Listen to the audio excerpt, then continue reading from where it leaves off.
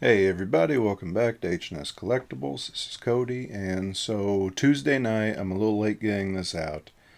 I don't know if it'll post before it turns to Wednesday, but my Tuesday review um, had a. I asked for some suggestions on what to review in the last stream, and one that popped up more than once was RoboWoman. So it's on Amazon Prime. I thought I'd check it out, and it's a Wild Eye release. So this will be my first Wild Eye release review. I've seen a couple of other movies, Velocipaster, Jurassic Dead, um, but Robo Woman. Ask yourself, what would you get if you took some elements of RoboCop, Death Wish, um, I Spit on Your Grave, and Ms. 45 and rolled them all into one? You'd end up with Robo Woman. Um, so the story follows a lady named Vivica. She's working as like an office temp, and it's her last day. And this guy named Jonathan bothers her for a date. We find out that he's been bothering her for a date for quite some time. He tells her that it's his brother's birthday. He has a special needs brother, and he'd like her to go along on the date to the party, so she agrees. And on the way there, she is actually jumped in the park with him by his friends. They're all in it together, and his special needs brother. She was going to be the brother's birthday present. A little twisted there, and they beat her up a little bit. They pepper spray her, leave her for dead, stab her. Yeah, they stabbed her. But she manages to call her friend. Her friend gets her to the hospital. This doctor shows up and offers to fix her. Much like it was like they were trying to set up the scene from Body Parts, is what it made me think of, where the doctor comes in and offers to, fix the patient in some new way, and this new way is cybernetics. So they're going to.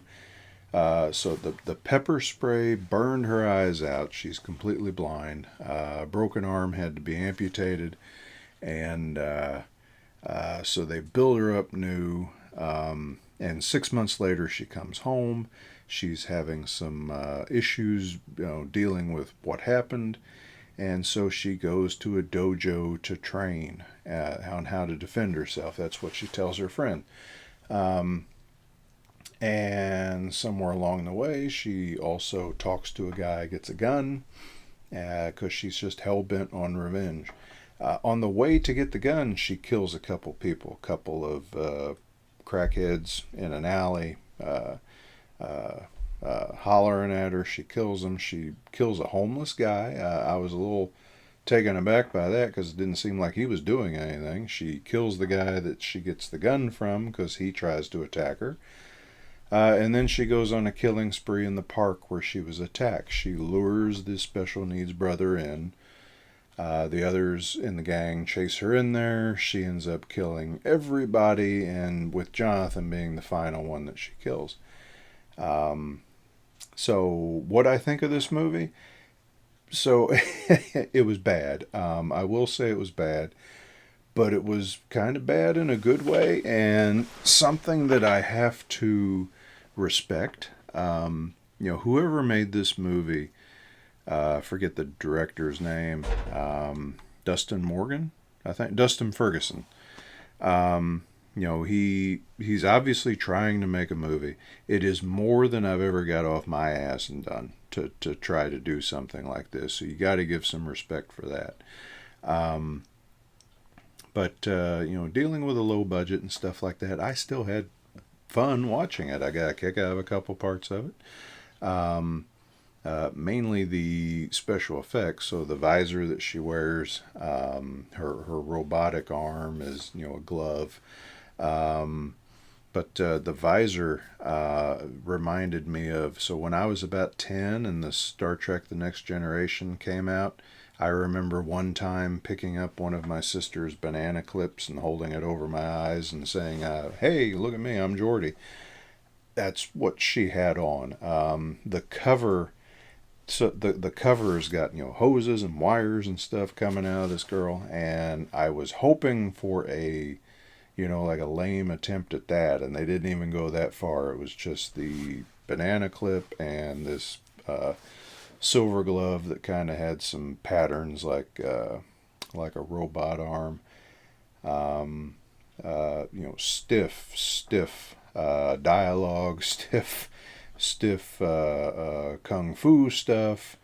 When she's getting trained in the dojo, and I joked with the guys on Messenger that what this movie had going for it was only 70 minutes. Um, when you break it down, I think it was more like 55. 70 minutes, 5 or 6 minutes was the end credits, which I fast forwarded through because I thought, wow, 6 minutes for the credits for this. There's got to be a post credit scene or something. And it was just, the slowest roll of end credits you've ever seen.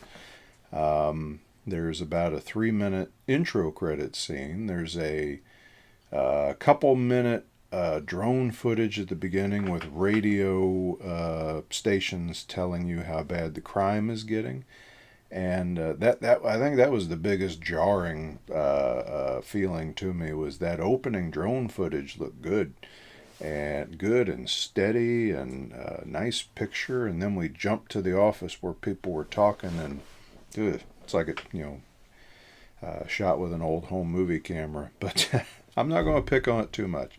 I got a kick out of it. So I guess my rating for this one, as I'm making the ratings up as I'm going, is another, why not? If you got 70 minutes to kill, feel free to fast forward through the credits and watch it in an hour. You'll get a kick out of it. I did. And it at the end, so this was a 2019 movie. At the end, it said that RoboWoman 2, the Rampage, was coming soon. So I don't know if that got stopped by COVID or what have you. But if they do a RoboWoman 2, I'll check it out. I'll go ahead and put the time in to see where she goes in her next adventure. Because actually, I guess I didn't go clear to the end. She gets her revenge. And she kind of breaks down and then locks up. So, we while she's breaking down crying, we see her computer stuff just overload and she locks up, and then she's back with the doctor. And we find out that the whole thing was kind of orchestrated, or at least her attack was not orchestrated, but her response to it was. Even the guy who sold her the gun and the guy who trained her and all that. Was all orchestrated to turn her into some kind of super weapon. And you remember in RoboCop when the guy gets right in Robo's face and he's like, "You're going to be a bad mother." They do almost exactly the same thing to her while she's sitting on the table. So, yeah. I guess rather than a rip-off, you call it an homage, right? So that's it. RoboWoman. It's on Amazon Prime. Check it out. If you got an hour to kill, it's a good way to spend an hour. So that's all for me. If you got a suggestion on what I ought to watch and review, drop it down below. I'm always on the lookout for something. I think next might be Killer Sofa, because that was the other one that some people recommended in the stream, and I can only imagine what a gem that is. So yeah, that's it for me. Like and I can't even talk. It's getting late. Like and subscribe if you haven't. Come back and see me. Everybody stay safe. Thanks.